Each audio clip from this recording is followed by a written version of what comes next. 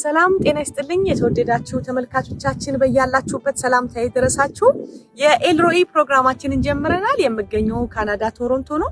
በዛና በተለያዩ ሀገራት ላይ የሚገኙ ሰዎችን ለማነጋገር እየሞከርኩኝ ለወንጌላውያን አባቶች የተቻለውን ለማድረግ ጥረት እያረኩኝ ይገኛለሁ። ይህንን አይታችሁ ደግሞ አብራችሁን እየደገፋችሁ እያገዛችሁ ስላላችሁ ሰዎች እግዚአብሔር ብድራታችሁን ይክፈል ማለት ፈልጋለሁኝና ዛሬ ወንድማችን እሸቱና እህታችን ጸጋ ከአሜሪካን ሀገር በላኩት ብር መሰረት ሁለት ወንጌላውያኖችን በመቀሌ እንደዚሁም ደግሞ አንድ ወንድማችን ፓስተር ወንጌላዊ ደግሞ ታሞ የተኛ ናዝሬት ይገኛል።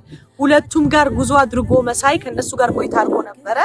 እግዚአብሔር ዘመናቸውን እንግዲህ እንዲባርክና እንዲያግዛቸው ልመናዬ ነው። በዚህ አጋጣሚ አጎረቤቶቻችሁ ወንጌላውያን ቤተክርስቲያን ውስጥ የምታቋቸውን እየሄዳችሁ ብትጎበኙ ብታዩዋቸው ወንጌልን ያደረሱ እነሱ ናቸው። ጌታ ኢየሱስ መልካም ነው ብለው የመዳንን መንገድ ያሳዩ እነሱ ናቸውና እነዚህ ሰዎች ልናይ ልንጎበኝ ይገባል የሚለውን መልእክቴን በዚህ አጋጣሚ ማስተላለፍ ፈልጋለሁ። የዛሬውን በእንደዚህ አይነት መልኩ አዘጋጅተነዋል። ጌታ ይባርካችሁ። መልካም ቆይታ።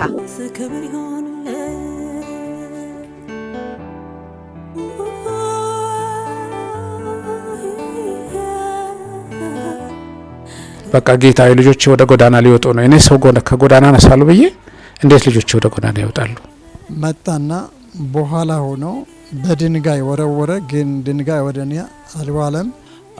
አገልግሎት ውስጥ ብዙ ዋጋ የከፈሉ ደግሞ ለብዙ ትልልቅ ኃያላን መነሻ ምክንያት የሆኑ ትልቅ እናት ናቸው። ሌላ ቸርች የለም። ስለዚህ ስንሞት በየት እንቀበራለን የሚል ስጋት ስላላቸው አረባካችሁ ቤተክርስቲያን ስሩልኝ መቃብር ቦታ አድርጉልን ያሉ ወደዚህ ተሰዳድኩ ጣው ወደዚህ መጣ። ያላመኑ ሰዎች ቢሆንም ማለት ነው። አሁን አልጋ ላይ ነው ያገኘሁት። ምን ሆነው ነው? ምን አጋጥሞት ነው? ድንገት ወደኩ። ሁለት እግሬም ቢያለ እግሬ መጎታትም ቢያለ ሐኪም ቤት ስሄድ ነርቭ አለብህ። ከዛ ነርቭን እየታከምኩ ያለው ደግሞ ስኳር ተገኘብኝ። ብር ብቻ ሳይሆን በጣም ጸሎት ነው የሚያስፈልገኝ። ጌታ ሆይ ብቻ እኮ ነው ያለው እኔ እኮ አለሁ ካንቺ ጋር ይለኛል ጌታ። እሺ ተመስገን ብዬ በቃ የፈለኩት ለጌታ መንገር ነው። እዚህ ግን ነከሰኝ በጥርሱ ማለት ነው። በዚህ ጉዳት አለኝ። ልጆችን ማስተማር ያቃተኝ ወቅት ላይ ነው ያለሁት። ምንም ነገር በቃ የለኝም በእጄ። ምስጥረኛ ጌታ ነው። በመከራ ውስጥ ስለ ወንጌል አሳልፈው የሰጡ ጀግና የእምነት እናት ናቸው ማለት ነው። ሰላም ለእናንተ ይሁን ክብራትና ክብራን ተመልካቾቻችን። ዛሬ ደግሞ የምገኘው መቀለ ከተማ ነው። እዚያ አጠገቤ የሚገኙት ቄስ አማኑኤል ሀለፎም ይባላሉ። የሚኖሩት ኢሮብ ከተማ ነው። ወደዚህ ወደ መቀለ ከተማ እንዲመጡና ከኔ ጋር ቆይታ እንዲያደርጉ እንዲሁም ደግሞ እግዚአብሔር ያዘጋጀላቸውን ስጦታ እንዲቀበሉ ወደዚህ ጠርቻቸዋለሁ። እንኳን ደህና መጡ። በጣም አመሰግናለሁ ስለመጡ እዚህ ድረስ። እንኳን ደህና ቆዩ። እግዚአብሔር ይመስገን። ትንሽ ወደ ኋላ ለመልሶትና እንዴት ነው ጌታን የተቀበሉት? የት ነው የተቀበሉት? ጌታ የተቀበልኩት በመጀመሪያ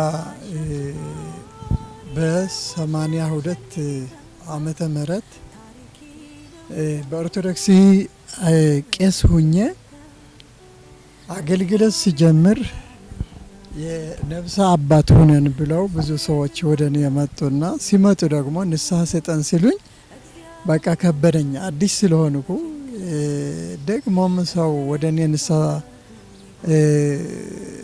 ሰጠኝ እያሉ ሲመጡ ደግሞ እኔ ኃጢአተኛ ነኝ ምን ላድርግ ብዬ በጣም ነው የከበደኝ።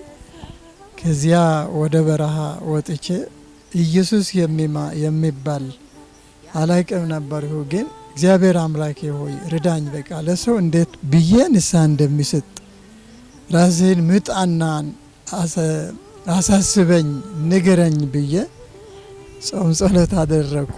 ብዙ መጽሐፍትም ነበረኝ። በመሃል ደግሞ አንድ መጽሐፍ ቅዱስ ነበረ። በዚያ ደግሞ ጸልይ ነበር። ማታ ወደ አንድ ቤት በበረሃ ያላት ወደ እሷ መጥቼ ትንሽ ምግብ እበላ ነበር። ቀን በበረሃ ውል ነበርኩ። ከዚያ ደግሞ ጌታ መጣልኝ፣ ባረከኝ። በ82 አይደለም በ85 ዓመተ ምህረት መጋቢት ወር መጨረሻ ከዚያ ደግሞ ባረከን። ከባረከኝ በኋላ ከዚያ መጽሐፍ ቅዱስ ማንበብ በጣም ጀመርኩ። ከዚያ ደግሞ ለሰው ንስሐ በመጽሐፍ ቅዱስ መስጠትና በዚህ ነው የቀጠልኩ። ያስቀጠለኝ ጌታ ግን መጀመሪያ ለሰው ንስሐ ሊሰጥ ብያ አንቀጸ ንስሐ የተባለ ሰው በሰው የተደረሰ በሰው የተሰራ ነው። ወደ ንስሐ የሚያስገባ ብቻ ሳይሆን ከእግዚአብሔር በቃ የሚያሳርቅ ነው። ምን ነው የሚባለው? የሚያርቅ ነበር። ከዚህ ነው በቃ የወጣሁት። ከዚያ ከ85 ዓመተ ምህረት እስከ 96 ዓመተ ምህረት ዝም ብዬ በኦርቶዶክስ ሰራ ነበር። ግን የኔ ትምህርትና በእኔ በመጽሐፍ ቅዱስ ነኝ። ሌሎች በቄሶች ደግሞ በሌላ ስለሆኑ በሌላ መጽሐፍት ስለሆኑ ሁለታችን አልተስማማንም። ከዚያ በጣም ተከራከሩኝ፣ በጣም ተቸገርኩ። ከዚያ ደግሞ ወደ ኤርትራ መላለስ ነበሩ። መጽሐፍ ቅዱስ እያመጣሁ ወጣቶች እያስተማርኩ ነበርኩ። ከዚያ ደግሞ ከአስተማርኳቸው ወጣቶች አንድ ደግሞ ኪዳነ ሀጎስ የሚባል ወደ ካቶሊክ ገብቶ ይማር ነበር። ከዚያ ደግሞ ወደ ሙሉ ወንጌል ቤተክርስቲያን መጥቶ ደህንነት ተምረዋል። ጌታ ተቀብሎ መጥቶ ወደ እኔ የሚዋጋኝ ከባድ ነገር ስለነበረ የሚያቻግረኝ ነገር ነበረ። ከዚያ ደግሞ እየተቸገርኩ ሲያይ እረ ክርስቲያኖች የሚባሉ አሉና በእሳቸው ጌታ ስለሚጠቀም በእሳቸው ጌታ ሊፈውስ ይችላልና ና ሂድ ወደ እሳቸው ሲለኝ፣ እሳቸው ማን ይባላሉ ሲለው ሙሉ ወንጌል ይባላሉ አለኝ። አይ ሙሉ ወንጌል በኤርትራማ አውቃለሁ፣ መጽሐፍቲ ከእሳቸው ነው እያመጣሁ የነበርኩ አልሄድም ሲል ድህና እግዚአብሔር በእሳቸው ይጠቀማል ስለሆነ በቃ ሂድ አለኝ። ቀጠሮ አደረግን፣ መጣን ወደ መቀሌ። በዚህ ደግሞ በ96 ህዳር ወር የቤተ ክርስቲያን ትክክል የሆነው ሁሉ ነገር በዚህ በሙሉ ወንጌል ነው ያደረግኩት። ከዚያ ቀጥዬ ብዙ ሰዎች አገኘሁ። ከባድ ንቅናቄ ተነሳ፣ ከባድ ፈተና ከልጆቼን ከባልተቤቴን ተለያዩ። በቃ ብዙ ሰው ተነሳ። 3 ወረዳዎች ተነስተው ብዙ ነገር አደረጉ። ግን ለኔ አልነኩኝም። ግን ከነበረኝ ከእምነት ከኦርቶዶክስ አወጡኝ። ብዙ ስደት ደረሰኝ። በዚህ ነው ወደ ጌታ የመጣው። ጌታ የታመነ ነው። እንግዲህ በእንደዚህ አይነት ሁኔታ ከጌታን ከተቀበሉ በኋላ ደግሞ የተለያዩ ስደቶችን መከራዎችን አልፈዋልና ምን ይመስል ነበር? እስቲ ያሳለፏቸው ስደቶች መከራዎች። በሰው ምክንያት የሚመጣ ነገር ምንም ለኔ ቀላል ነበረ። ግን በአይን እየተያዩ አጋንንት በብዙ ነገር ነው የሚገዳደሩኝ የነበረ። በጸሎት ጊዜም ሆነ የመላው ጣቢያ ነው የሚባል የቀበሌው ሰዎች ከሁሉ ይመጡ ነበር ሊዋጉኝ። በቃ ጌታ ግን ለሁላቸው በቃ አሸነፈ። እዚያ ነጻ ወጣሁ። ከባልተቤቴን ተለያይተን ነበር። ደግሞም ልጆችን መንታሉ በሁለት ተከፍለው ቤቱም ተከፍለው ብዙ ነገር ነው ደርሶ የነበረው። መላው ጣቢያ ደረቀ። ዝናብ የለም፣ የሚጠጣ ውሃ ጠፋ። ከዚያም ደግሞ በቃ የካቲት 16 ወይ 17 ከባቢ በቃ የሚጠጣ ውሃ ስላልነበረ እግዚአብሔር አምላክ 3 ቀን እቆፍራለሁ። ከ3 ቀን በኋላ በቃ ውሃ አገኘሁ ወይ ደግሞ አለት አገኝቼ በቃ ማን ነው እስከ 3 ቀን አገኛለሁ ብዬ ባለ ተስፋ ሆኜ ሲቆፍር ውሃ አገኘሁ። ሁሉ ሰው ወደ ስተ መጣ።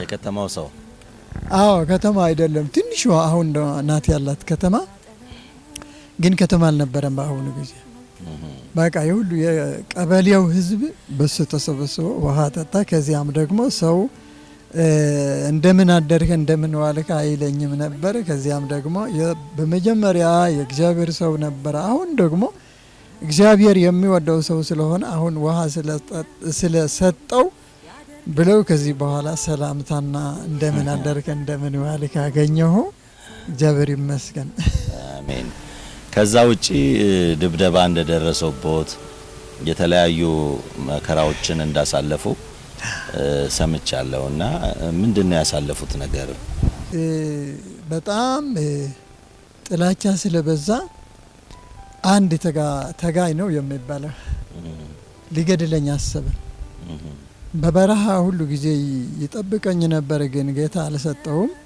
አንድ ቀን ግን ከዚህ ከመቀሌ ሄጄ ማጋኦማ በተባለው ቦታ ሲደርስ አንድ ሴት አትሂድ አንደኛ መጀመሪያ እየጨለመ ነው ሁለተኛው ደግሞ ብቻህን አትሂድ ስትለኝ ምንም አልፈራም ነበር ሁሉ ጊዜ በሌሊት ነው የሚሄደው የነበርኩ በባትር ማለት ነው ስለዚህ ሄድኩ በረሃ ነው በጣም በረሃ ነው ሰው የለውም እየሄድኩ ሳለሁ ፍርሃት መጣብኝ ፍርሃት መጣ ምን ነው ዛሬ ከዚህ በኋላ ሆነ አያውቅም ነው እያልኩ ሳስብ ሰውየው ትጥቅ አጥቆ በቃ እየመጣስ እንደ ራእይ ሆኖ እንደዚህ እየሄድኩ ሳለሁ አያለሁ ግን እንደዚህ ስል ግን አላየው ከዚህ እየሮጠ በፊቴን ወደኔ ሲመጣ ሲያይ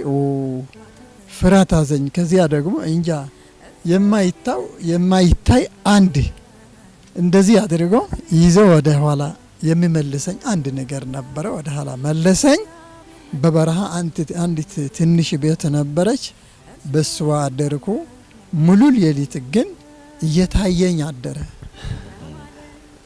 ሊገሎት የሚፈልግ ሰው ነበር አዎ በቃ እንደዚህ ሲያደርገው ወይ ደግሞ ሲተኛም መጥቶ በራሴን ሁሉ እንደዚህ ብሎ ብረቱ እንደዚህ አድርጎ በቃ ያስፈራራኝ አደረ ከዚያ በቃ ሲነጋ ወደ አገሬን ሄድኩ ጌታ በሰላም አወጣኝ አዲስ ነው እሺ ግን የሌላ ፈተና ብዙ ነገር ነበረ ብዙ ነገር አለፈ 13 አመት እርሻ አለኝና በእርሻው የሚገባ ከወንዝ አስገብተን እናጠጣ ነበር 13 አመት ከለከሉኝ ጌታ ግን ዝናብ አምጥቶ የእሳቸው ይደርቅ ነበር የኔ ግን ለጌታ ክብር እህል አገኘ ነበር ጌታ ይሰጠኝ ነበር በብዙ ተአምራት ነው እስከዚህ ድረስ ያቆየ የመጨረሻ ደብደባ ያደረሰኝ ግን በነሐሴ 2016 ዓመተ ምህረት ነው ደብዳቤ ያደረሰኝ እኔና አንድ ሳሚ የሚባል አለ ለአገልግሎት ዳሞሳ በተባለው ከተማ አለ ሂደን መጀመሪያ ጸልየን በሰንሰለት የታሰረ ያበደ ሰው ነበርና ለሱ ጸልየን ሰንሰለቱ ተፈታ ፈተን ከኛ ጋር ወስደን በበረሃ እንጸልይ ነበር ከዚያ በሰላም እሱ ስለተፈታ በአንድ ጋር ሆነን ወደ ከተማ ስንመለስ ቄሶችና ደብተራዎች አዩና ደነገጡ ከዚያም ደግሞ ወጣቶች አስነስተው ደብዳቤ አስቡ እሺ ሁለተኛው ደግሞ የሱ እናት የታመመች ሁሉ ሰውነቷ የታመመች ነበረች ለሱ ጸልየን ወደ ቤት ገባን አድረን 3 ቀን ነው የቆየን በሁለተኛው ቀን ደግሞ ወደ እሷ ሄደን እሷ ተፈውሳ በጣም ነው ሰውነቷ ተመልሶ ቆየ በጣም ነው ለጌታ ያመሰግነን ተመልሰን ወደ ከተማ ስንገባ ስለጨለመ በቃ ደብደባ ደግሞ በመጀመሪያ ድንጋይ ወረወሩ ወደዚህ ሊያውሉት አስበው አልሆነላቸውም ጌታ በዚህ ያሳለፈው ወደዛ ዞር ሲል ደግሞ እዚህና እዚህ መጥቶኝ በጣም ነው በአሁኑ ጊዜ ተሳቀይኩ። የሚያልፍ አይመስልም ነበር። ጌታ ግን በቶሎ ፈወሰኝ። ለኔ ግን በዝማሬ በልሳን በጸሎት እንጂ በቃ ስቃይ አልነበረኝም። ለጊዜው ተፈወሱ፣ ጌታ ፈወሰኝ። ሁለተኛው ደግሞ እኔ ባለሁበት አገር አራ በተባለው ነው። በከተማ መጥቼ ልመሰክር ስፒከር አለኝ። በስፒከር ይዤ ልመሰክር ሲል በቃ አይሆንም አሉ። ከዚያ ደግሞ ቄሶችና ደባትር ተነሱ። እኛ ደብዳቤ ለማድረግ ጥሩ ስለማይሆን ለጸጸታና ለፖሊስ ንንገራቸው፣ እሳቸው ይከልክሉ ብለው ለእሳቸው ነገሩ። ከዚያም ደግሞ ጸጸታና ፖሊስ አቆሙኝ። ወጥቼ ተራራ አለ ለሁሉም ከተማ የሚያሰማ ወጥቼ በተራራ እሰብክ ነበር። 3 ቀን ሰብኬ በቃ ህዝብ በጣም ብዙ ሰው ሰማ። ብዙ ሰው ደግሞ በጣም አመነ። ለጌታ ክብር ነው። ከዚያም ደግሞ ግን በቄሶችና ደብተራዎች የተላከ አንድ ብርቱ ጎልማሳ የሆነው ሰውየው መጣና በኋላ ሆኖ በድንጋይ ወረወረ። ግን ድንጋይ ወደ እኔ አልዋለም። መጥቶ በዱላ መታኝ። ከዚያ መጥቶ ደግሞ ስፒከር መታ። ስፒከር ከመታው በኋላ ደግሞ ተቀምጬ ነበርኩ። ተነስቼ ሲቆም መጣና ምን ነው ተገላገለኝ ነው የሚባለው፣ ተገዳደረኝ። ከዚያ ደግሞ እንጂ አላቀም ለሱ ወደ ምድር አውድቄ በቃ በራሱ ላይ ተቀምጠኝ እንዳለሁ ነኛል ያየሁት እንጂ ምን እንዳወደቀው አላቀም። ጌታ ረዳኝ ማለት እዚህ ግን ነከሰኝ በጥርሱ ማለት ነው። በዚህ ጉዳት አለኝ። እዛ ኢሮብ ያለው የክርስትና እንቅስቃሴ ምን ይመስላል? ክርስትና በጣም ጥሩ ነው። ገና ቸርች አላደረግንም፣ ግን ከቤት ወደ ቤት ነው የምንሄደው። በሁሉ ቦታ በተለያየ ቦታ በቃ ስጋትና ፍርሃት የለንም። በቃ በሁሉ ነው የሚሰብከው፣ በመኪናም ሆነ በሁሉ። ስለዚህ ህዝብ በያለው ቦታው በቃ ጌታ ተቀብሎ ጥምቀት ለሚገባው ጥምቀት እየሰጠን፣ የፈራው ሰው ግን በቃ ተደብቆ ነው ያለው ብዙ ሰው ማለት ነው። አሁን ግን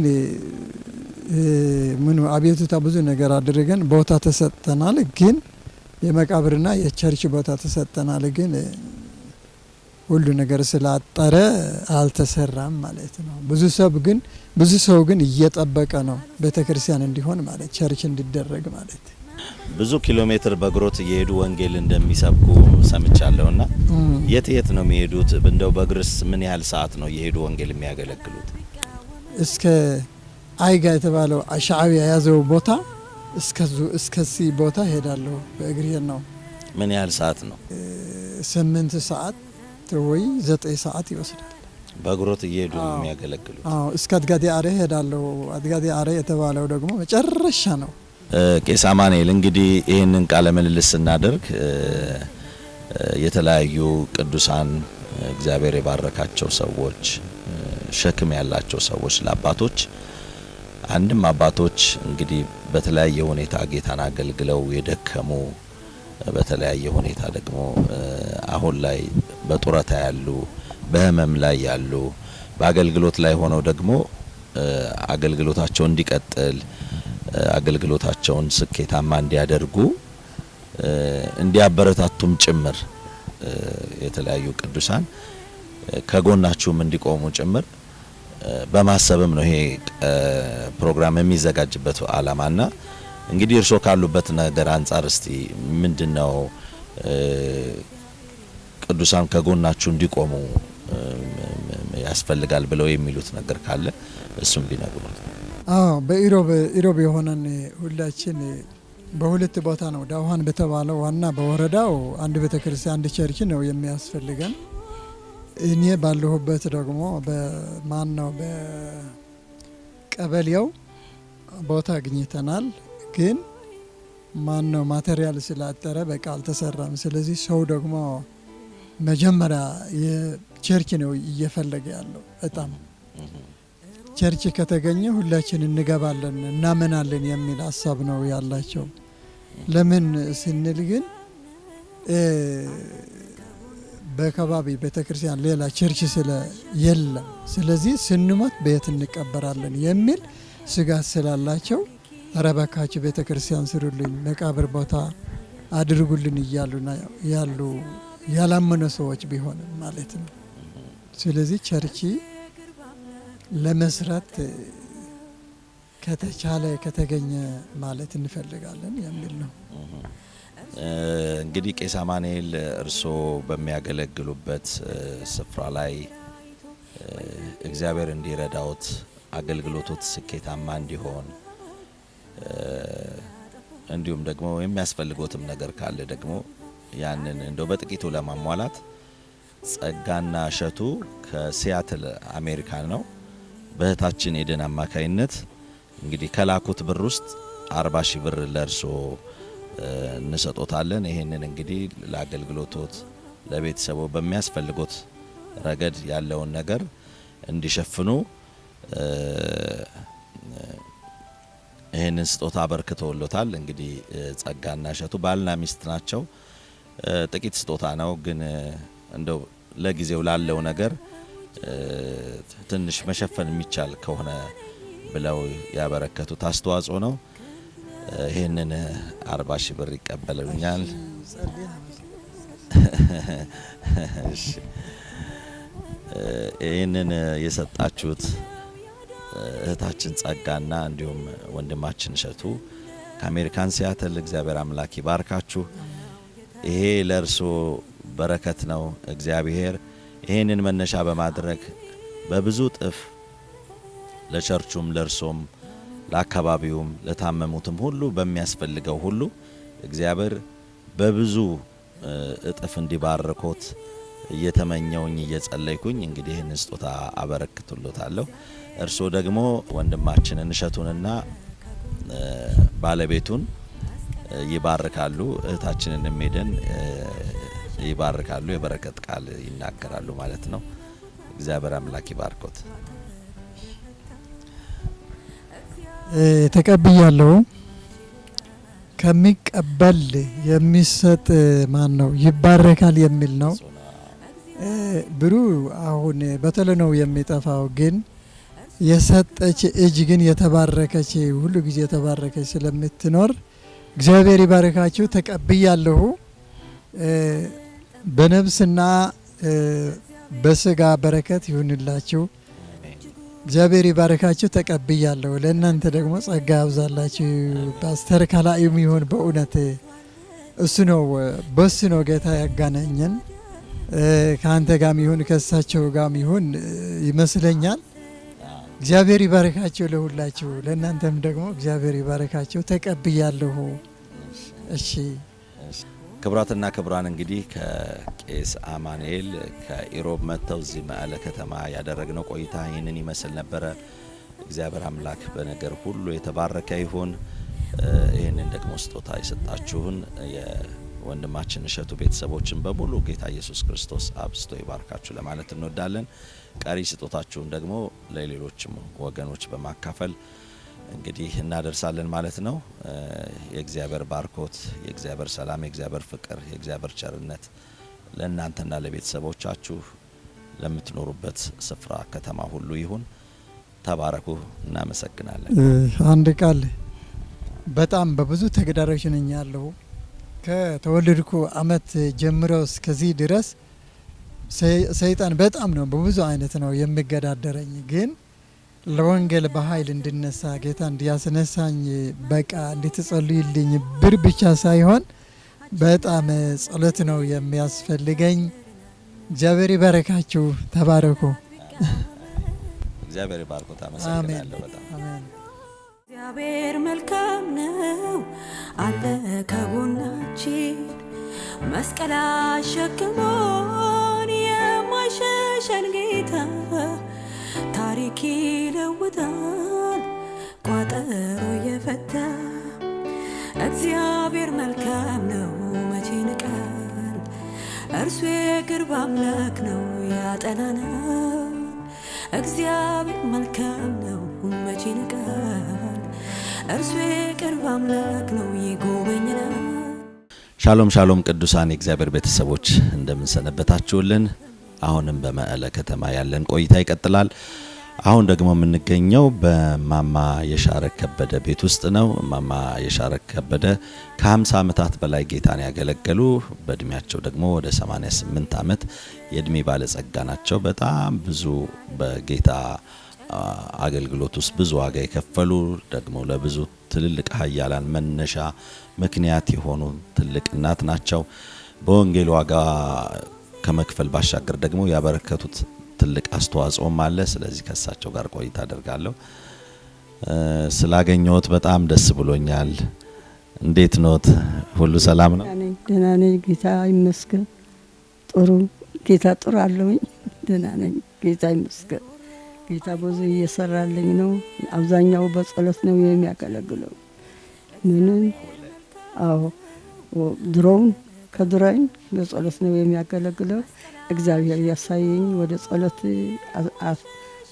እናገራለሁ ጌታን አገልግሎት ቢኖረኝም ምንም ነገር ደሞዝ ወይ አንድ ነገር አልነበረኝም አንዳንዴ ወገኖች ሲመጡ ግን ይረዱናል መቀለ ያሉ ወንድሞች እግዚአብሔር ይባርካቸው ከነሱ ጋር ምን ይሆንሽ ነው ይያሉ በቃ ደሞዝ ትንሽ አደረጉልኝና መጀመሪያ 300 ከዛ ያሉ ደግሞ ወደዚህ በስደት ምክንያት የነበርኩበት ቤት ተሸጦ ስንት ነገር አገልግሎት ያደረገች ነው እንደዚህ ብሎት ወገኖች ተነስቶ የኔ ዘመዶች ወንድሞች ናቸው የእህቴ ነበር ቤቱ ግን ተሸጠ ወደዚህ ተሰዳድኩ ወደዚህ መጣሁ እግዚአብሔር ይመስገን አሁን አልጋ ላይ ነው ያገኘሁት ምን ሆነው ነው ምን አጋጥሞት ነው በጣም ያጋጠመኝ በዚህ በ75 ዓመተ ምህረት እዚህ ከወንድሜ ጋር አንድ አመት ተቀመጥኩና ስራ እንዲመችለት ለሱ ትዳር እንዲይዝ ብዬ ወደዚህ መጣውና በዚህ ነው በቃ አስሜ የተነካው አስማለች በዛ አስሜ በሆነ ጊዜ በብርድ ብቻ በብርድ ነው የምትነሳ ከዛ ያልኩ እየደከምኩ ሆንኩና በቃ ጸሎትም ከጌታ ጋር ሆናለሁ የተሸገርኩ ነገር እንደሱ ነግራለሁ እሱ ይረዳኛል እንደዚህ ያልኩ ነው የሚኖረው እግሮት ምን ሆነው ነው እግሮትን ያሞታል አዎ በጣም እግሬ ነው የሚያመኝ በቃ ሁሉ ያመኛና ይነሳል እቺ አስም በቃ ብዙ በቃ ይሄ ሁሉ እንዲ በሰብስ በቃ ላብላቢውና አዎ ደሙ እንደተጨረሰ እንደዚህ ይሰማኛል በቃ እንደው በአገልግሎት 50 ዓመት ሲያሳልፉ የተለያየ እንግዲህ ውጣ ወረዳ አለ መከራ አለ ፈተና አለ ምን አሳልፈው ያውቃሉ እንደው በህይወቴ ለሚገድ የመጡን በቃ እጃቸው እንደዚህ ሆኖ ይወጣሉ ሊሰርቀ የመጣ ቆሞ ያድራል እግዚአብሔር ነው የሚጸልየው እኔ ከጌታ ጋር ነው ያለውኝ ጌታን ከኔ ጋር ነው ያለ ምንም ነገር አያደርኩም ወደኔ በጣም ተነስተው ከመጡ ለራሳቸው ይሞታሉ በጣም ብዙ ነገር ነው ያደረገልኝ ጌታ ሆይ ብቻ እኮ ነው ያለው እኔ እኮ አለሁ ካንቺ ጋር ይለኛል ጌታ እሺ ተመስገን ብዬ በቃ የፈለኩት ለጌታ መንገር ነው አንድ ይገኛል አንድ ደግሞ ይጠፋል ከጌታ ጋር ነው ጳውሎስ ምን አለ አንድ ሁሉም ለምጄው አለው ትርፍም ለምጃለሁ መጣትን ለምጃለሁ በሁሉም አልፏለሁ ይላል ምስጥረኛ ጌታ ነው ያሳዳኛል በቃ አይቀበሉም ያል ግን አባቴና እናቴን ሰጠኝ ጌታ ተቀብለው ወደ ጌታ ሄዱ እንደው እግዚአብሔር ቢረዳውት ከዚህ በኋላ እግሮት እንደው ቢሻለውት ምንድን ያስባሉ እንዲፈውሰኝ ጸልያለሁ ፈቃዱ ከሆነ ይሁን ይላል ሁሌ እንጂ ይሄ ያበጣል አይህም አያመኝም እንጂ ብዙ ስቃይ የለውም ግን እቺ ያበጣቻለች በዚያን ብዙ ጊዜ ጸልያለሁ ምንም ግን ብዙ ስቃይ የለኝም ግን እቺ ጉልበቴ እቺ ነው አዎ ጉልበቴ ነው የደከመች። እችማ ብዙ ህመም የላትም። መጨረሻስ ምን ትሆናለች እያልኩ ነው እንጂ አንዳንድ ያብጣል፣ አንዳንድ ደግሞ ደህና ይሆናል። እግዚአብሔር ይፈውሶት። እንግዲህ እርሶ ከ50 ዓመት በላይ አገልግለው አሁን አልጋ ላይ ነው ያሉት። እንደው ቅዱሳን እርሶን የሚያውቁትም የማያውቁትም እንደው በምን ረገድ አብሮት ቢቆም ከጎኖት ቢሆን ቢደግፉት ብለው እንደው የሚያስቡት የሚናገሩት ነገር ካለ እድል ስጦት። መቼም ጌታ ለኔ ሊደግፉት ይፈልጋሉ። ለምን ሁሉ ሰው እየተቸገረ ነው። እኔ ደግሞ የሁሉ ችግር አያለውና በሆነም ነገር በቃ እቺ ልጅ ትሰራለች፣ እሷም ካገኘት እንደገና ደግሞ ጌታ ጸልየ ደግሞ ጌታ ይረዳናል። አንድ ትንሽ እናልፋለን፣ አንድ ደግሞ መጣት አለ፣ አንድ ደግሞ ማግኘት አለ። እንደዚህ የሆነ ነው የምናልፈው። ከጌታ ጋር ነው። በጣም ጌታ ነው የሚረዳን እንጂ ይሄ አለኝና ይሄ ያኖረኛል ብዬ የሚያስበው ነገር የለም። ጌታ ግን መኖሪያ ነው። ጌታ ወርቅ የኔ ነው፣ ወርቅ የኔ ነው፣ ብር የኔ ነው፣ ሁሉም ነገር የኔ ነው የምትለው ጌታ እርዳኝ ነው የሚለው። እማማ ይሻረግ እንግዲህ ጸጋና እሸቱ የሚባሉ ከሲያትል ከአሜሪካን በእርግጥ በአካል አያውቁትም፣ ግን ደግሞ በተለያየ መንገድ ዋጋ ለከፈሉ እናቶች አባቶች ስጦታ ስጡልን ብለው ይሄንን ከሰጡን ስጦታዎች ከሰጡን ገንዘብ ውስጥ ይሄንን 40 ሺህ ብር ለእርሶ እንድንሰጥ ነው እንትን ያሉት። ይሄ 40 ሺህ ብር ነው። እንግዲህ ጸጋንና እሸቱን እንዲሁም እህታችን ኤደን በሷም አማካኝነት ነው ይሄ ስጦታ የመጣውና እነዚህን ሶስቱን ወገኖች ባርኳቸው። እግዚአብሔር ሆይ አመሰግናለሁ። ያልከውን ፈጸምከው። እኔን አምናለሁ። ያለ ማመኔን ምንም ነገር የቀረኝ ነገር የለም። ግን ጌታ ሆይ እነዚህ ስጦታ የሰጡ እጥፍ ድርብ አድርገ እንድትሰጣቸው፣ እንድትባርካቸው፣ እንድታድናቸው፣ እንድትከልላቸው፣ ከክፉ ነገር እንድትሸፍናቸው ወደ አንተ አሳልፍ የሰጠሁት። እኔም ሁሉ ጊዜ ጸሎቴን የሰጠን እግዚአብሔር ብዙ ነገር ያደርጋል። እግዚአብሔር ይሰጣል፣ ከሚቀበል የሚሰጥ ደስ ይበለው ይላል ቃሉም ማለት ነው። ስለዚህ እግዚአብሔር ለኛም በጣም ይደግፈናል። ለነሱ ደግሞ ብዙ ብዙ ብዙ ብዙ እጥፍ ድር ሆነው ለነሱም በቤታቸው በወለጃቸው በልጆቻቸው በሁሉም ይባረኩ። እናንተም ተባረኩ።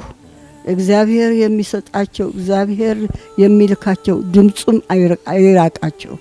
ከእግዚአብሔር ጋር ድምጽም ተገናኙ። እሱም ይባርካቸው፣ እሱም ይምራችሁ፣ እሱም በሁሉም ነገርን ይገለጥላቸው። እናንተን በርቱ። በስደት ይሁን በሁሉም ነገር ይሁን አልፋችሁ ወደዚህ ያደረሰ ጌታ አመሰግነዋለሁ። ስለ ሁሉም ነገር ተመስገን። ይረዱም ይርዳን። ለእናንተም ጌታ ይባርካችሁ። እኔ ደግሞ ጌታ ሆይ የሰጠኝ ያልከኝ ስለፈጸምከው አመሰግናለሁ። ክብር ለስሙ ይሁን። አሜን።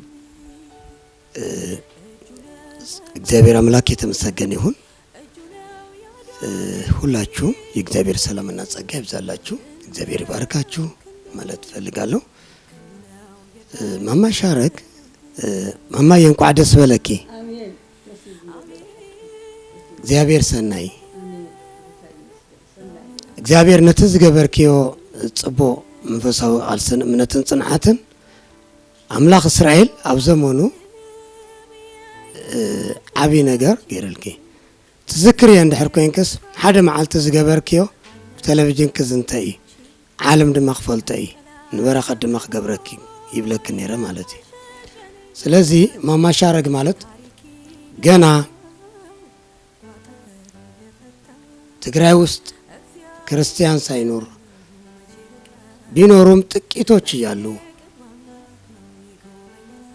እግዚአብሔር ወደ ምድራቸው ወደ ዕዳጋ ሐሙስ እንዲሄዱ ልኳቸው ሲመጡ በታላቅ ተጋድሎ በታላቅ መከራ በታላቅ ስቃይ በደርግ ጊዜ ያን ሁሉ መከራ ተቋቁመው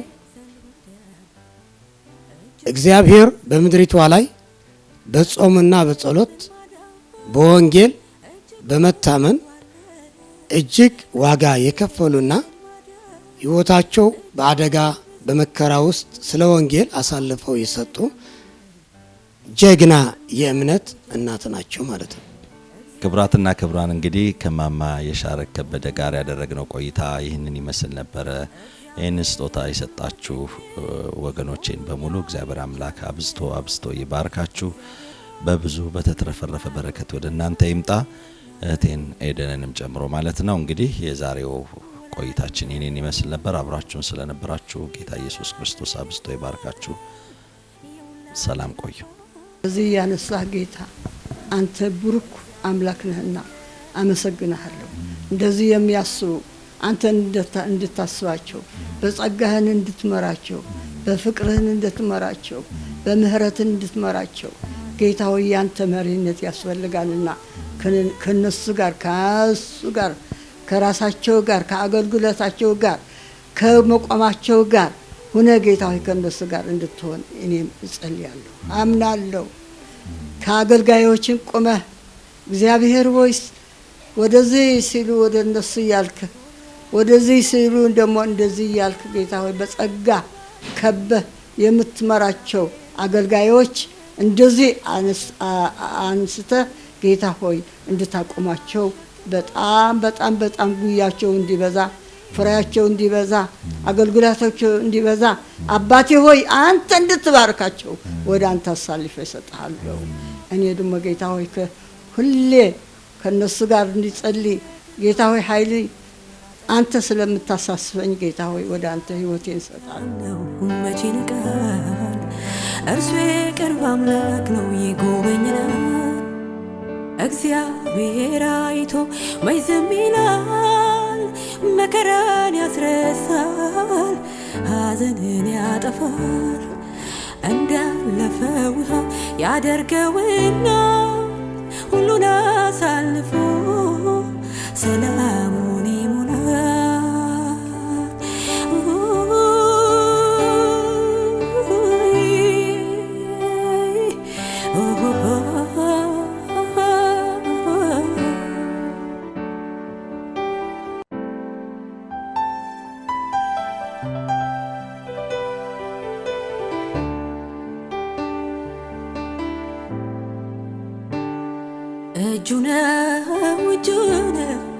እጁ ነው ያዳነኝ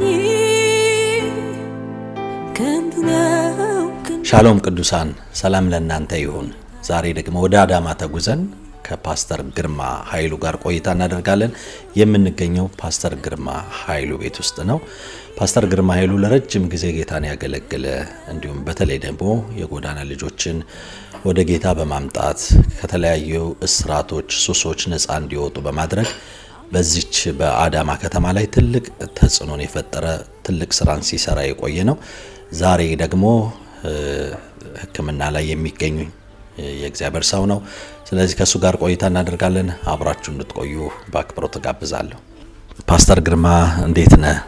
እግዚአብሔር ይመስገን ደህና ነኝ። እንዴት ነህ አሁን ጤናህን? ደህና ነኝ እግዚአብሔር ይመስገን። ለውጥ አለኝ ትንሽ ደህና ነኝ። ምን ነበር አገልግሎት? ወደ ጌታ ከመጣህ በኋላ ለረጅም ጊዜ ስታገለግል የነበረው ነገር ምንድነው? በመጀመሪያ ያው እግዚአብሔር እንዳገለገለው በ1994 ዓ.ም ጅማ ላይ የጎዳና ተዳዳሪዎችን ከጎዳና የወደቁትን አረጋውያን በተለያዩ ችግር ያሉትን እንዳነሳ ጌታ ራእይ ሰጠኝ። የሰጠኝ ራእይ በመዝሙር 12 ቁጥር 5 ላይ ስለ ድሆች መከራ ስለ ችግረኞች ጩኸት አሁን እነሳለሁ በዚያም እገለጣለሁ መድኃኒትን አደርጋለሁ በሚልና በኢሳይያስ 61 ላይ ስለ ድሆች ጌታ ኢየሱስ የተናገረው ቃል በዛ ራእይ መሰረት ጅማ ሄጄ በ1994 የጎዳና ልጆችን ከመሰረተ ክርስቶስ ቤተክርስቲያን ጋር በመሆን እና ከግሬት ኮሚሽን ጋር በ1994 በነበረው የወንጌል ስርጭት ላይ በጋራ በመሆን ይህን ስራ በመስራት ወደ 1000 የሚሆኑ ጎዳና ተዳዳሪዎችን ከጎዳና አንስተን ወደ ማዕከል ቤት ተከራይተን ማስገባት ጀመርን። በዛን ወቅት እንግዲህ መሰረተ ክርስቶስ ቤተክርስቲያን ሳፖርት ታደርገኝ ነበር የተወሰነ በገንዘብም በምንም ግሬት ኮሚሽኖችም እንደገና ጅማ ያሉ እነ ሙሉ ወንጌል እነ ቃለ ሕይወት አብያተ ክርስቲያናት ራእይን በማየት ከጎኔ ነበሩ። በመንፈሳዊ ዓለም ላይ ያለውን ጦርነት መሻር በሚል ትልልቅ ስራዎችን ከትልልቅ እግዚአብሔር ሰዎች ጋር አገለግል ነበር። እነ ፓስተር ዳዊትን እነ ፓስተር ሚኪን ሌሎችን ፓስተር አቤ ምሻውን ብዙ አገልጋዮችን እየጋበዝኩ ጅማ እየመጡ ያገለግሉ ነበርና እንዲህ አይነት አገልግሎቶችን አገለግላለሁ። የጎዳና ላይ አገልግሎት አገለግላለሁ። የጎዳና ላይ ጸሎት፣ ቡና ቤቶች ላይ ገበያ ላይ ጸልያለሁ። ያው ጌታ ከሰጠኝ ራእይ አንዱ ይሄ ነው።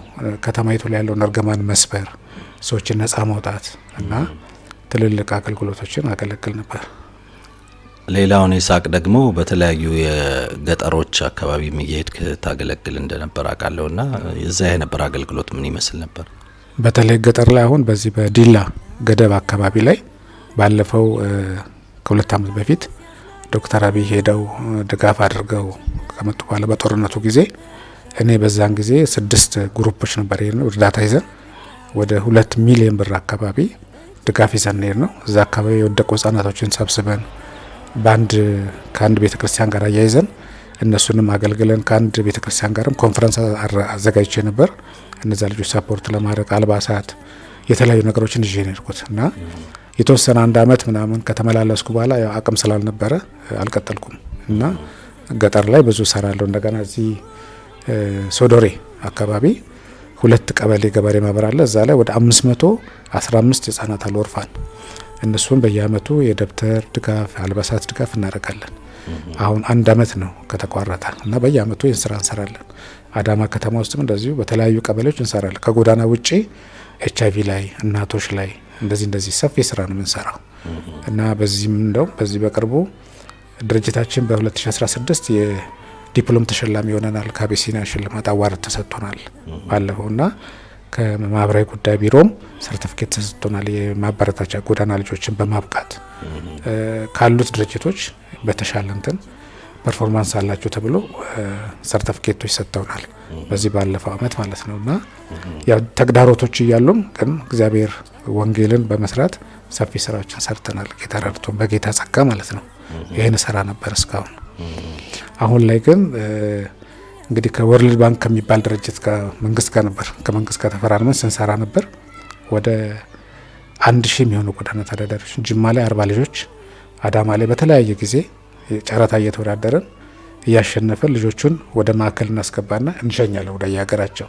እስከ ሶማሌ ክልል እንሄዳለን። እስከ ጎንደር፣ ባህር ዳር ሁሉ ወስደን ልጆቹን ቤት አስገብተን ሸኝተን የምንመጣው ከጎዳና አንስተን 3 ወር 4 ወር እኛ ጋር ይቆዩና ከዛ አቋቁመን የእጃቸውን ደግሞ 20 ሺህ ብር እየሰጠናቸው ወደ ቤተሰብ እንሸኛለን። ይህን እንግዲህ አምና ልክ ይህንን ስራ እየሰራው ያለው በማላውቀው ሁኔታ ነው እዚህ በሽታ ላይ ወደኩት። አላውቀውም እንዴት እንደታመምኩና ይህን እየሰራው ነው እስካሁን የቆየሁት። አጠቃላይ ምን ያህል አመት ይሆናል በአገልግሎት? በአገልግሎቴ ኦልሞስት እንግዲህ ወደ 20 አመት ሆኖኛል። አሁን ከ1994 ጀምሮ አሁን እስካለሁበት ወደ 20 አመቴ ነው ይህን አገልግሎት ከጀመርኩ ማለት ነው። ወደ ጌታ እስከመጣ ወደ ጌታ ከመጣው 1981 ነው እኔ ወደ ጌታ የመጣሁት። 81 ገና ወጣት ልጅ እያለሁ ነው ጌታን ያገኘሁት። እኔም ቤተሰቦቼም አብረን ወደ ጌታ የመጣ ነው። እንግዲህ እስከ ቅርብ ጊዜ ድረስ ይህንን አገልግሎት ታገለግል ነበር። ከዛ በኋላ ደግሞ ለህመም ተዳርገሃልና ምንድነው የተፈጠረው ነገር? ምንድነው የታመምከው? የታመምኩት አሁን ድንገት ሳላውቀው ነው። አንድ ቀን 2 እግሬ እናቴ ዛሬ 2 አመት አረፈች። እናቴም በጌታ ወንጌላዊ ነበረችና ወደ ጌታ ሄደች። ልክ እናቴ እንዳረፈች ህዳር ወር ላይ ነው እግሬ ተያዘኛው። ቀኝ እጄን መጎተት ጀመርኩኝ፣ ግራ እግሬን። ከዛ ቀኝ እጄን ማቃጠል ጀመረ፣ ያው የሚያመኝም ፓርት ማለት ነው። ከዛ በቃ እኔ ብርድ ነው እያልኩኝ ብዙ ጊዜ በመኪና ምናምን ስለምንቀሳቀስ ብርድ እየመሰለኝ ነበር ውስጥ የቆየ። መጨረሻ 2015 ወደ ሚያዝያ ወር አካባቢ ድንገት ወደኩኝ። 2 እግሬ እምቢ አለ፣ እግሬ መጎተት እምቢ አለ። ሐኪም ቤት ስሄድ ነርቭ አለብህ። ከዛ ነርቡን እየታከምኩ ያለው ደግሞ ስኳር ተገኘብኝ። እነዚህ 2 ተጓዳኝ በሽታዎች ተደራረቡ። መጨረሻ ላይ ወደ ሰርጀሪ ደረጃ ደረሰ።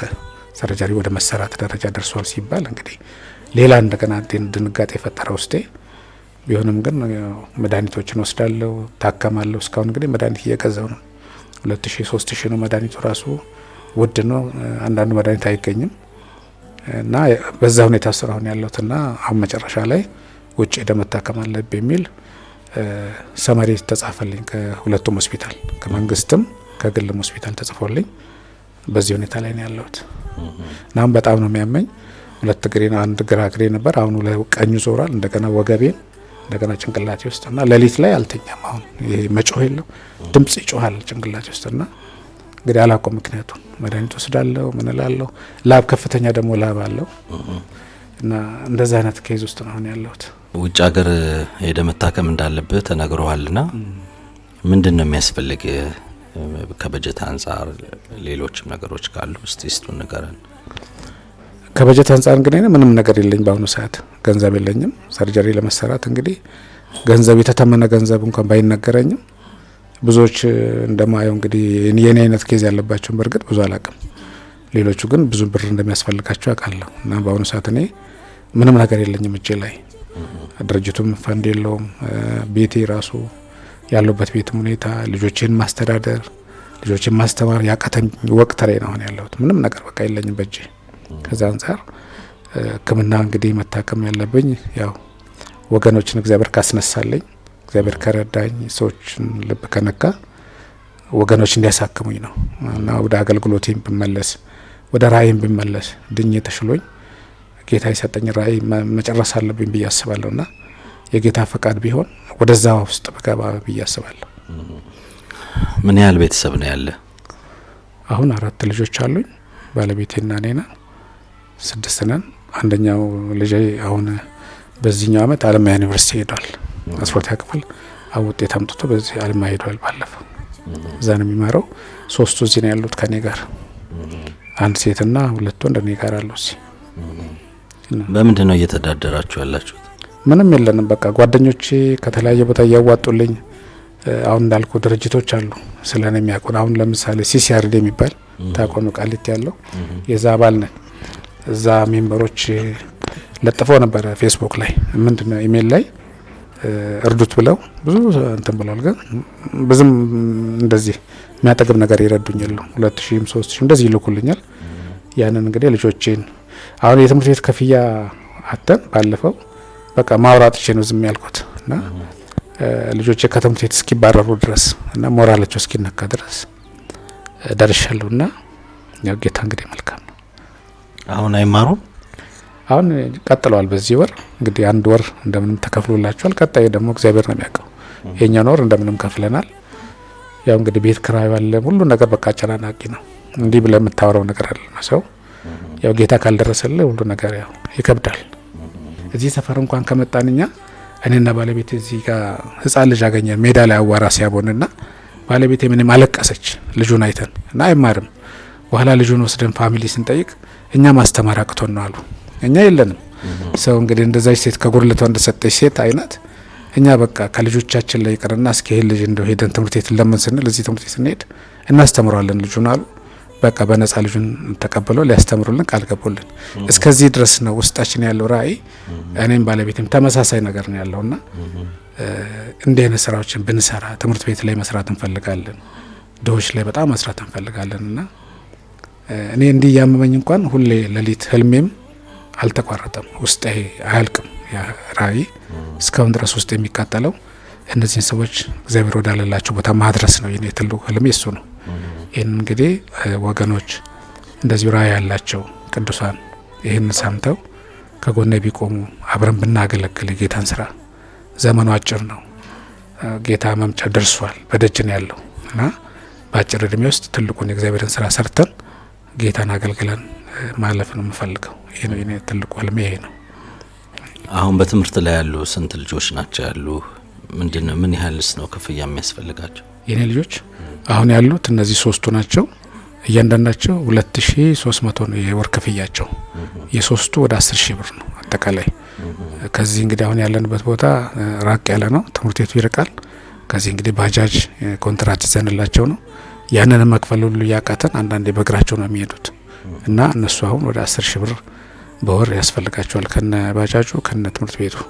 ምናልባት የምታስተላልፈው የመጨረሻ መልእክት ካለ ለቅዱሳን ይሄንን ፕሮግራም ለሚመለከቱ ተመልካቾች አብረው ላገለገሉ በተለያየ ከተሞች ላይ ለሚያውቁ ወንድሞች እንዲሁም ደግሞ ባያውቁም ያለበትን ነገር ተረድተው ሰዎች ድጋፍ እንዲያደርጉልህ የምታስተላልፈው መልእክት ካለ እሱን እድል ስጥ።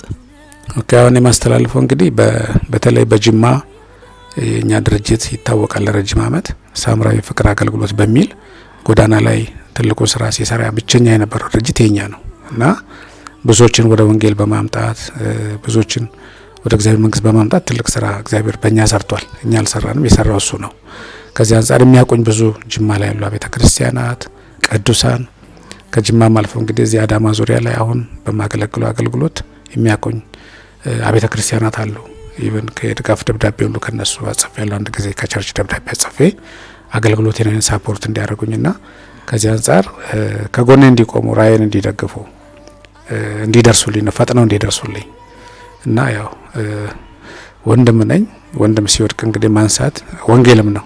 እግዚአብሔርም ቃል እንደዛ ስለሚል ሁሉም ሰው ቢያይ ይሄንን ጉዳይ አብሮኝ ቢቆም ቤተሰቦችንም ማቋቋም ቢችል እኔ ትልቁ ያመመኝ እንኳን ልጆቼ እንዴት ይቀጥላሉ የልጆቼ ነገያቸው ዴስቲኒያቸው ምንድነው ብዬ እነሱ ላይ ነው በቃ ሁሌ ማለቅሰውና ነገ ምንድነው ማረጋቸው የሆነ ወቅት ላይ በጣም በቃ እንትን ሲለኝ በቃ ጌታ ልጆቼ ወደ ጎዳና ሊወጡ ነው እኔ ሰው ከጎዳና ነሳሉ ብዬ እንዴት ልጆቼ ወደ ጎዳና ይወጣሉ መንበላተን እስክንፈተን ድረስ እዚህ ቤት ውስጥ ጨው በእንጀራ መብላት ያቃተን ጊዜ ነበር እና እነዛ ጊዜዎችን ሁሉ ሳሳለፍ እግዚአብሔር ለምንድነው በዚህ ውስጥ የሚያሳልፈኝ ብዬ በጣም በእግዚአብሔር ላይ ኮምፕሌን ነበርኝ የሆነ ጊዜ። በኋላ ደግሞ ጌታ አመስግናለኝ ማመስገን አለብኝ እና ቅዱሳን በዚህ ዙሪያ ላይ ከጎኔ እንዲቆሙ አብሮኝ እንዲያገለግሉ እናንተንም እግዚአብሔር ስላስነሳ አንተንም አሁን ወንድም ያኬንም እንደገና ሌሎች ማመስገን መፈልጋቸው ብዙ አሉ ከጎኔ ቆሙ።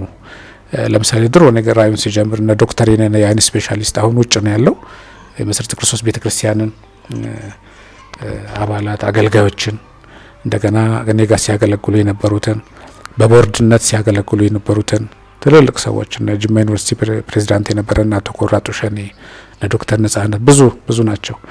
እነዚህ ቦርድ ነው እኔ ጋር በማማከር ገንዘባቸውን በመስጠት ከጎኔ የቆሙ እህቶች ወንድሞች በጣም ብዙ ስማቸው ማልጠቅሳቸዋሉና እነሱን ራዩ እዚህ እንዲደርስ ብርሃን እንዲወጣለት ያደረጉኝ ወገኖች ናቸው። ከዛም አልፎ አሁን ላይ ደግሞ እዚህ አዳማ ላይ ስመጣ ከጎኔ ቆመው አብሮ ያገለግሉን እየረዱኝ ያሉ ቅዱሳን አሉ። በገንዘብ እንኳን ባይሆን በራእይ በሐሳብ ከኔ ጋር ይሆናሉ። እንደገና አሁን ያለሁባትንም ቤተክርስቲያን ነብይ ዳጊንም ማመስገን ፈልጋለሁ። የሆነ ወቅት ላይ እንደዚህ ችግር ደርሶ ሄደን መታን ተስትል ከጎኔም በሐሳብ ምን በጸሎትም አብሮ ቆሟል።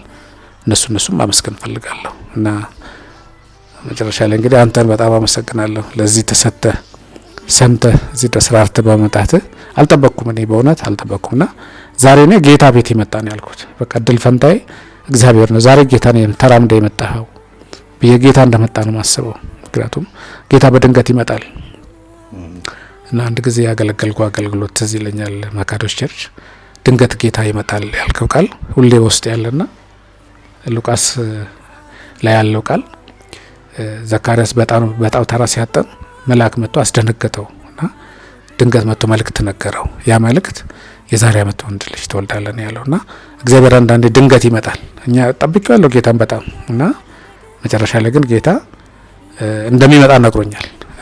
በደንብ አስረግጦ ነው የነገረኝ ጌታ ወገኖች ወደዚህ ቤት እንደሚመጡ የሚሆነው ነገር እንደሚሆን ነግሮኛል። ግን ቀኑን አላቅም ነበር ዛሬ እንደሆነ አላቅም። ግን ዛሬ ስለሆነ እግዚአብሔርን አመሰግናለሁ። እናንተንም አመሰግናለሁ። ተባረኩልኝ እላለሁ። ጌታ ዘመናችሁን ይባርክ። ደስ ብሎኛል ስለ ጎበኛችሁኝ። ከምንም በላይ የሚጎበኘኝ ሰው ናፍቆኝ ነበር፣ የሚያወራኝ ሰው ነበር የናፈቀኝና ለኔ ትልቅ ነው፣ ትልቅ እድል ነው ለኔ። ጌታ ይባርካችሁ። ፓስተር እውነት ነው ጌታ ይመጣል። አንዳንድ ጊዜ ተስፋ ብንቆርጥም አንዳንድ ጊዜ በጣም ከባድ ጊዜያቶችን የማይነጉ ቢመስለንም እግዚአብሔር የማያየን የማይጎበኘን ቢመስለንም አንድ ቀን ግን ጌታ ቃሉ እንደሚናገረው እንደ ቃሉ የሆነ ጌታ ተስፋን የሰጠ የታመነ የሆነ ጌታ ይመጣልና እውነት ነው እግዚአብሔር እንደተናገረው ይመጣል፣ ይዳስሳል፣ ይጎበኛል፣ እንባን ያብሳልና እግዚአብሔር ይሄንን ስላደረገ እንደው በጣም ነው ደስ ያለኝ ስላየው ስለጎበኘነ። እኔ ማኬም እዚህ ወንድሜ እዚህ ከተማ የሚያገለግለው ወንድማችን ነብይ በላይም ጭምር ልንጎበኝነ የመጣ ነው። በጣም ደስ ብሎናል። ጌታ ኢየሱስ ይባርክ።